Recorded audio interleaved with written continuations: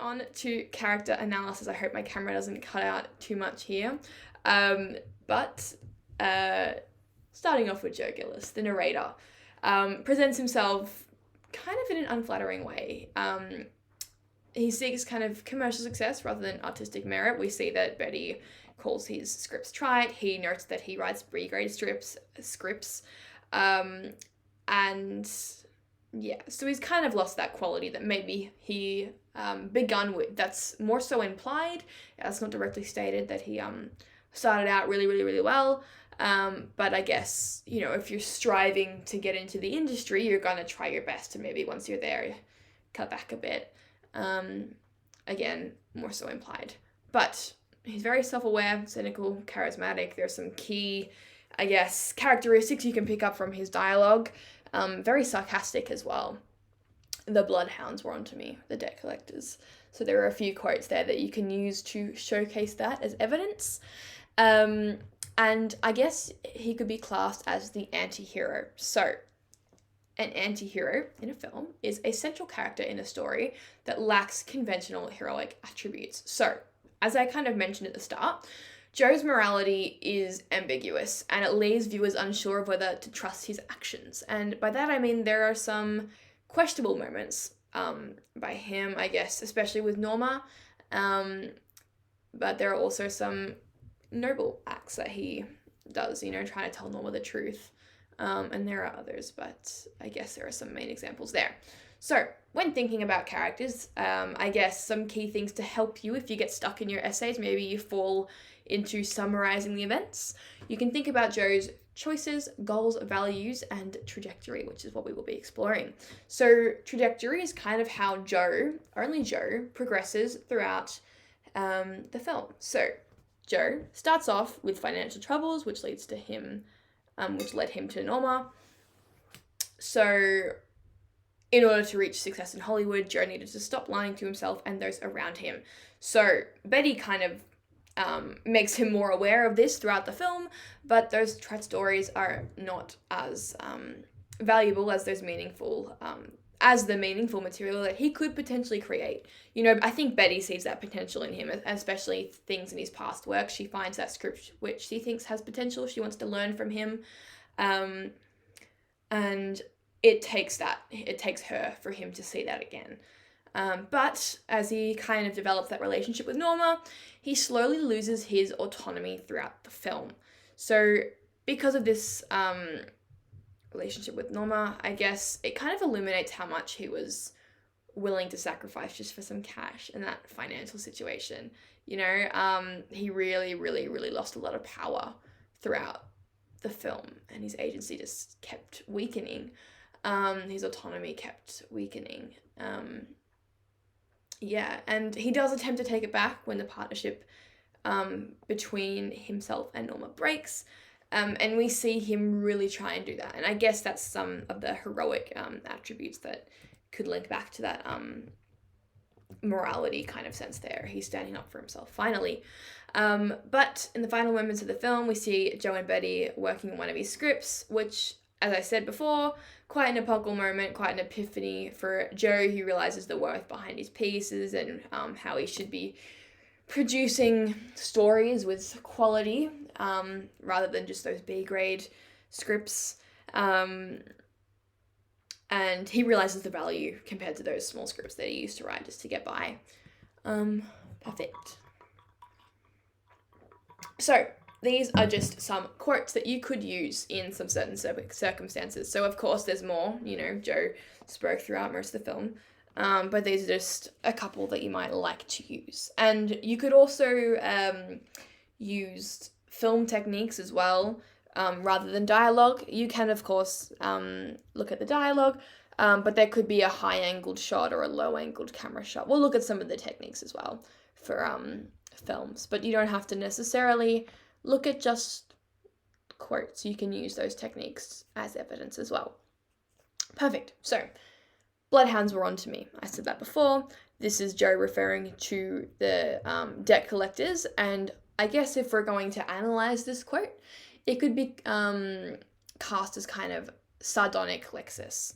So Lexus I think you could use maybe a better term for that. That's more of a literary technique if you're doing a novel. Maybe rhetoric is a bit better, or dialogue or like expression. Um, but essentially, in that sense, like rhetoric is just the tone of the rhetoric. So the sardonic rhetoric, the satirical, the cynical rhetoric. And Lexis, I guess if you were doing a novel or if you're doing a book or a play with a script later in the year as well, or you've done it and you want to maybe use this technique for the exam, lexical choice or Lexis is just the choice of Lexis or the choice of words. But Wilder, as the director, did not choose the words. But the sardonic, I guess, rhetoric or the way that it's framed, the tone that it's framed in is something that the director can manipulate. So rather than analyzing the words, we can analyze the way that it's expressed. So I think rhetoric or expression or dialogue would be a better suit than Lexis in terms of analyzing a film. Hopefully that makes sense. If you have any questions, type them in the chat for me there. But yeah, feel free to use that technique if you're doing a novel or something else as well. Perfect. Okay, next quote. I snapped the hook and she snapped at it. So this is referring to Joe and Norma. So he's kind of saying that he's not the complete victim. You know, Norma had a part in it as well. So that's a nice quote to include as well. I don't qualify for the job anymore. That is Joe, I guess essentially saying he never officially loved Norma, but it's him recognizing that their relationship was toxic and transactional and that he doesn't want to be a part of their partnership or whatever it was anymore. So, next quote. She was a fool not to have sense there was something phony in my setup. This is a very key moment that kind of gives an insight into his morality and the ambiguity in that. That's not very moral, I guess, that sentence. She was a fool not to have sensed that I was phony, I guess. Maybe just don't be phony. But I guess that's a nice quote that highlights that insight into that anti-hero kind of character that Joe is. And he also refers to himself as the poor dope. So I guess this highlights his self-deprecating persona, or he mocks himself to an extent. He's quite cynical. He has quite a sarcastic, satirical, sardonic, cynical, whatever word you'd like to use to describe it, outlook on life. Perfect. So, Norma Desmond. So, from the outset, it is clear that Norma is quite obsessed with regaining her status and career that she held during the silent film era. And this very, very much defines her character throughout the film. So, throughout the whole film, all these delusions, all these ambitions, they're all framed around her getting her career back. There are maybe some side ones, like maybe trying to get Joe back and stuff, but that is the main thing that kind of defines her. But as a whole, if we're looking at the film noir genre, like Joe was the anti-hero, Norma can be defined as the femme fatale. So that is a character typical of a film noir genre, defined as an attractive or seductive woman, especially one who is likely to cause distress or disaster to a man who becomes involved with her. So Joe ended up dead, so I think there is some distress or disaster there as well. So we can see how she kind of fits under that term if we're looking at the wider definition of film noir. But similarly to Joe, if we want to develop characters, paragraphs or points of evidence on Norma, we can look at her trajectory. So, how she progressed as a character throughout the film. She has quite a lot of exaggerated movements and very exaggerated dialogue. And Wilder does this almost immediately, like the very first scenes that we see her. I am big, it's the pictures that got small. There's a lot to establish that, and it highlights her delusions immediately. It's Wilder's way of emphasizing that her thought process may not be as clear as a character like Betty. As I said, the clarity point, we can see how she might juxtapose Norma in that regard. But she then kind of moves to manipulate Joe for her own benefit, wants him to write a script for her comeback into Hollywood, even though he is kind of longing for a comeback in a sense as well. Maybe not as advertised as Norma's, but he is obviously in financial trouble and is trying to get out of it. But she very much sees it as one-sided. So I guess, as I said before, she uses him in the way that the industry did to her. Cool. So she breaks off the partnership. So immediately after, if she decides that she can't have Joe, then no one can. And this is a sign of her selfishness and the point where her delusions transform into a psychosis. And this relates, her trajectory very much relates to Salome's, or the character in her script, Salome, and we'll talk about that as well. But this is her trajectory, I guess, or how she moves as a character throughout the film. Perfect. So, quotes with Norma. I am big, it's the pictures that got small. Pretty famous one there. Highlights her self-aggrandizing persona, or self-aggrandizing, let's not use Lexis, we'll say something like self-aggrandizing rhetoric, dialogue, expression. If analyzing quotes in an essay, there's a technique for you as well. Rhetoric and expressions and things like that count as evidence, or analyzing the evidence. Of course, you may be too young to suspect of his sort. So talking to Betty, or talking down to Betty, really, implicitly having a higher status over her, or she's really trying to grasp at anything, any type of status, especially in a conversation with a very young woman new to Hollywood. And she's also, I guess, suspicious, and in during that conversation, of Betty's relations with Joe, so I guess she's establishing that higher status, or dominating presence. So Joe notes Norma's house to be the kind, crazy movie people build, and I guess that's a foreshadow of the crazy movie person that lives inside, if we're talking in the language of Joe in that sense. But she was still sleepwalking along the giddy heights of a lost career. So there you go. That's a pretty good quote as well. As well as I'm ready for my close-up. Those two are nice. And quite universal. I feel like a lot of the quotes in these slides you can kind of transfer across topics in your essays. They're not looking too much at like specific moments. They're kind of framing Norma as a person, which means that you can kind of manipulate them to moments that you want to talk about. Obviously using them in context still, but yeah, not as specific. They can apply to more than one theme.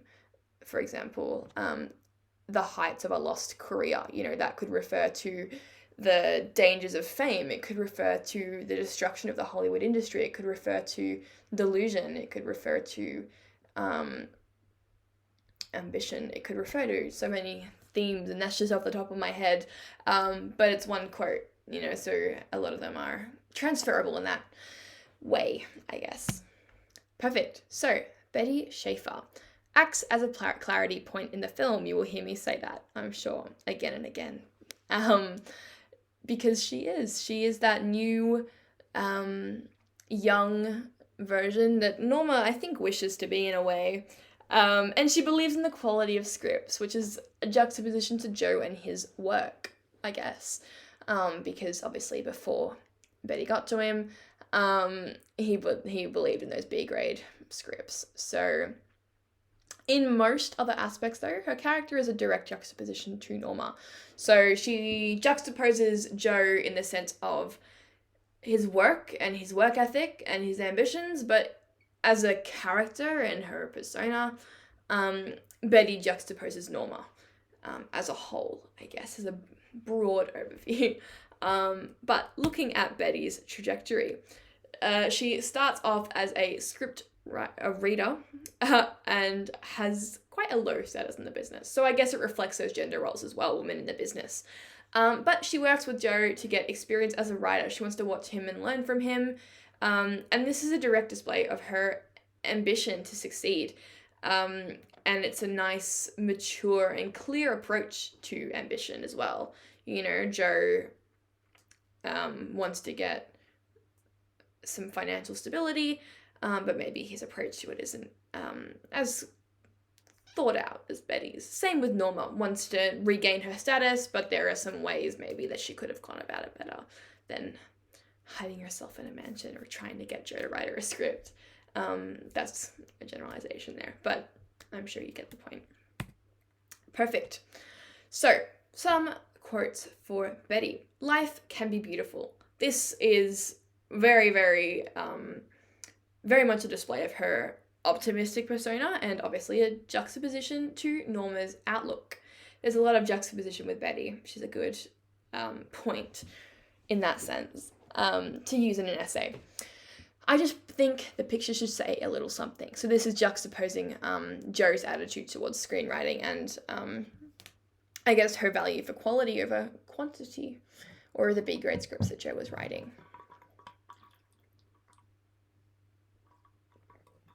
What's wrong with being on the other side of the camera? It's really more fun. So you can see there's kind of a mature approach to the industry there, and evading the toxicity and the standards that many don't or can't see until it's too late, like Norma or Jo. I like to write, just crystallizes her ambition, and I come from a picture family, just kind of ties into the industry a bit deeper. Perfect. So, Max von Mayerling, the last kind of character we'll look in great depth. So, as a whole, devoted to Norma's care. He is her protector, or views himself as her protector. But in shielding her from her the vital information and brutal facts, I think he fuels her delusions and enables her beliefs that she is still very much admired. So, a quote, "I made her a star. I cannot let her be destroyed." So, he is revealed to be Norma's first husband. His motivations for protecting her are out of love and devotion, yet they unfortunately have the opposite effect. She becomes much worse off, I think, with some of those actions that Max does. So, if we take a look at his trajectory, as a viewer, we see Max quite simply from the beginning taking the role of Norma's butler. He doesn't have a lot of dialogue as a whole throughout the film, but at the start of the film, it's really, really minimal, and it kind of increases as the film moves on. So this could be, like, depending on how you view it, it could be his protectiveness over Norma, or kind of his wariness of Jo and his intentions, just being cautious, I guess. And as the film progresses, his true intentions and motives are revealed. So, Wilder kind of employs a red herring throughout the film as well. So a red herring is kind of something in the plot that might lead the viewer into a false direction. Because at the beginning of the film, we don't know who's killed Jo. And there's a picture, maybe it's later, this picture here, which was used in advertising, which we can clearly see paints Max as quite, creeping up on Jo looking over his shoulder. We can see that maybe Max is painted as the villain, and definitely throughout the film as well, we can see that. But as the film progresses, we can kind of see his true intentions are just to protect Norma. But there is that kind of mystery element to him at the start, which can really emphasize that red herring. So that false kind of plot point. We think that maybe Max did it as we watched the film the first time, but really it was Norma. So that's that red herring there. And yeah, so writes the fan letters to Norma to keep her happy, and unfortunately this has the opposite effect. Okay, so these are just some quotes for Max here. Madame has moments of melancholy, referring to Norma. It's important to note that he often is not always referring to her as, he pretty much always refers to her as Madame. The only time that he refers to her as Norma is in that last scene when when she's coming down for that close-up and he says Norma instead of Madame. So I guess that's a traditional kind of insight into the status. She never will, that's my job. That's referring to him protecting her from the truth. And I made her a star. I cannot let her be destroyed. There you go, there's some guilt.